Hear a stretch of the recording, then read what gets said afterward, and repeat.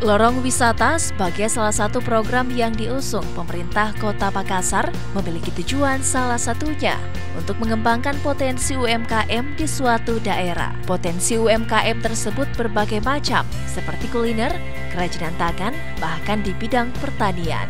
Daerah-daerah yang ditunjuk sebagai lorong wisata tentunya memiliki keunggulan masing-masing, dan keunggulan tersebutlah yang berusaha dikembangkan pemerintah kota bekerja sama dengan pemerintah setempat dan masyarakat untuk memajukan potensi tersebut. Salah satu tujuan dikembangkannya UMKM di daerah yang ditunjuk sebagai lorong wisata adalah untuk membangkitkan perekonomian di Kota Makassar setelah pandemi COVID-19 yang mengguncang perekonomian dunia, tidak terkecuali Makassar. Oleh sebab itu, pengembangan UMKM diharapkan dapat menjadi pondasi awal untuk kebangkitan ekonomi di Sulawesi Selatan, khususnya di Kota Makassar. Salah satu daerah yang ditunjuk menjadi lorong wisata adalah Kelurahan Barabaraya, Kecamatan Makassar, tepatnya di Jalan Abu Bakar Lambogo, Lorong 4. Di daerah ini ada banyak potensi yang dikembangkan, seperti pengelolaan sampah menjadi barang yang dapat digunakan kembali, usaha kuliner, dan yang paling menarik perhatian adalah pertanian yang dikembangkan oleh kelompok wanita tani di daerah tersebut. Kelompok wanita tani yang diberi nama kelompok teratai ini dengan menggunakan lahan yang tidak terlalu luas. KWT di wilayah ini menanam berbagai macam produk pertanian seperti cabai, sawi, kangkung, padi, pakcoy, dan beberapa produk pertanian lainnya. Bukan hanya itu, di wilayah ini juga mengembangkan peternakan lobster air tawar dan budidaya ikan lele. Untuk hasil pertaniannya sendiri, saat ini sudah ada perusahaan yang membeli hasil pertanian mereka, khususnya selada air yang digunakan sebagai campuran makanan, seperti gado-gado dan burger. Yang unik dari pertanian di wilayah ini adalah cabai yang dibiarkan mengering di pohonnya. Ternyata hal tersebut sengaja dilakukan karena hasil cabai tersebut akan dibuat menjadi serbuk cabai yang harga jualnya lebih tinggi dibanding menjual cabai mentah tanpa diolah terlebih dahulu.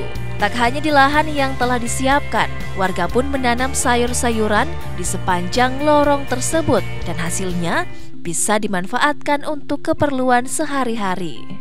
Baru-baru ini Wali Kota Makassar Muhammad Ramdan Pemanto mengunjungi lorong wisata tersebut. Wali Kota sangat mengapresiasi apa yang dilakukan masyarakat di lorong tersebut dan meminta agar lahan-lahan terbengkalai di wilayah tersebut dapat dimanfaatkan dengan maksimal untuk melakukan kegiatan pertanian, mengingat di Kota Makassar, lahan khusus pertanian sangatlah sulit didapatkan, terlebih di tengah kota.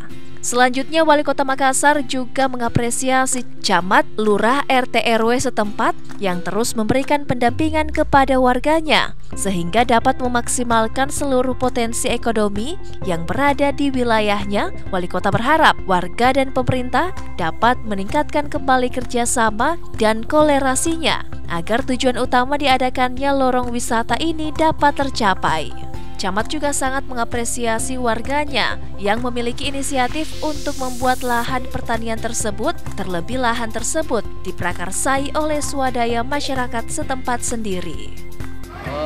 Untuk di lorong kami yang menjadi kebanggaan untuk sementara ini adalah KWT. Ya, di KWT itu sudah lengkap. Ya, ada sayuran, ada pakcoy, kemudian kangkung, kemudian cabai. Selain itu ada lobster air tawar, kemudian ikan nila.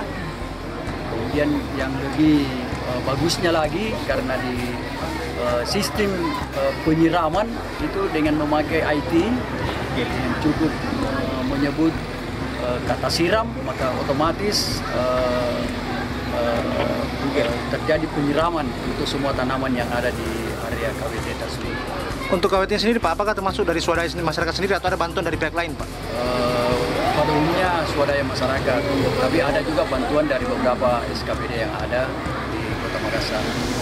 Ya. Selain itu ada juga UMKM, ya, terus melakukan antara lain usaha usaha nasi kuning, ada usaha pastel, kemudian ada usaha bakso, dan ada usaha kecil berupa pais. Oke Pak, oke siap. Oke siap.